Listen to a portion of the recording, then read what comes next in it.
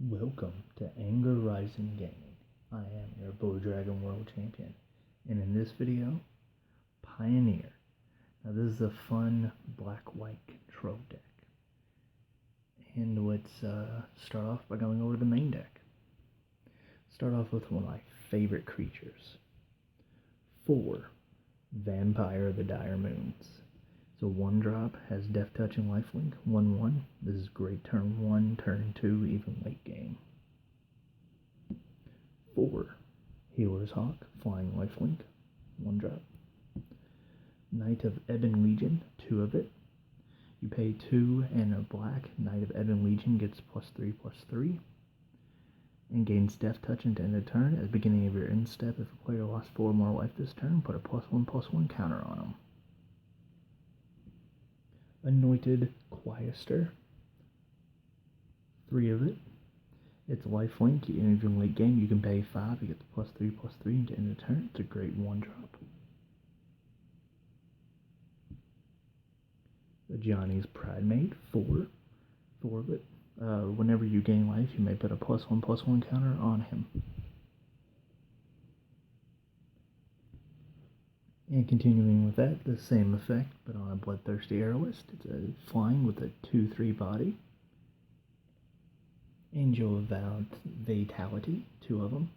Flying, if you would gain life, gain that much life +1 instead. And if you have 25 or more life, this card gets +2/+2. And now one of the mini stasis cards in the deck. You have Kinjalli Sunwing. Flying, creatures your opponents control enters the battlefield tapped. Now this is great to stop your opponent's combos if they have any deck that uses it to start by tapping creatures, or if you play against a deck such as Red Deck Wins, where they primarily focus on having creatures with haste and very quick attackers. It stops them for the turn because they'll enter tapped. 4 Duresses for hand disruptions. Great for turn 1 and late game to discard those pesky planeswalkers. 4 Pacifisms. Great to stop their big key monsters and to stop the early game where you can swing in, gain a lot of life, where if you do so, that mountain that you create will be almost too tall to climb for your opponent. 3 Sphinx Decree. Now this is a great card because you can cast it and then each opponent can't cast incense or sorcery spells until that player's next turn. This is great because it allows you to do your stuff and not allow them to do their stuff. Despark, 2 of them. You exile target permanent with converted mana cost 4 or greater. Now this is great to get rid of pesky planeswalkers, big creatures, big costing artifacts or enchantments that are getting you in trouble, such as maybe Shark Typhoon, or any planeswalkers such as Ajani or Nessa.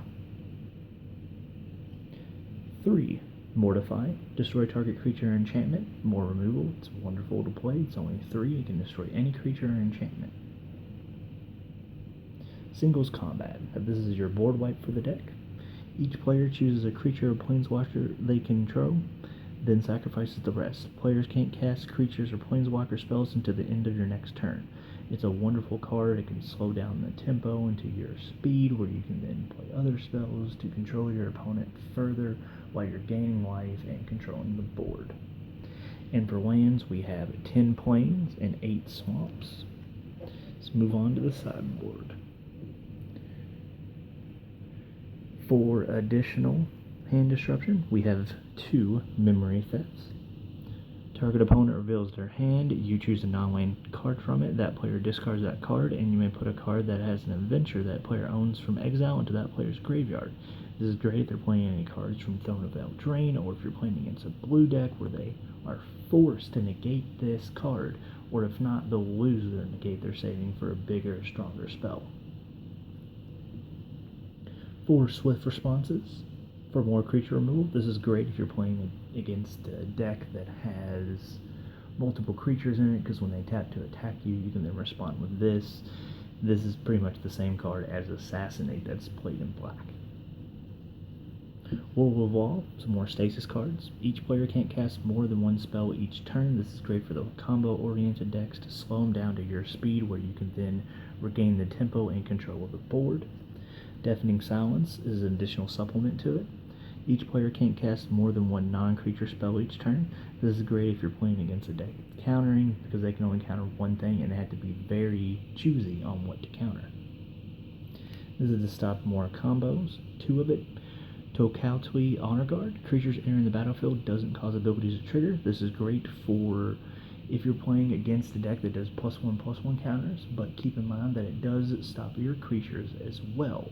But it's to more so destroy where you do it in little bursts. It's to stop them from doing it in big bursts. And now onto the Planeswalker support.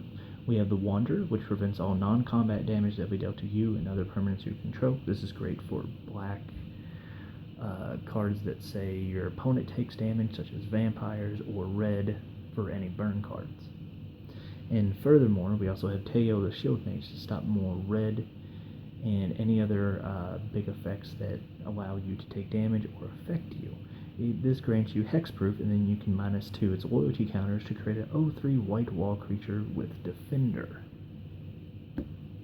Thank you for watching. Deck list is below. As always, have a great day, and you are beautiful.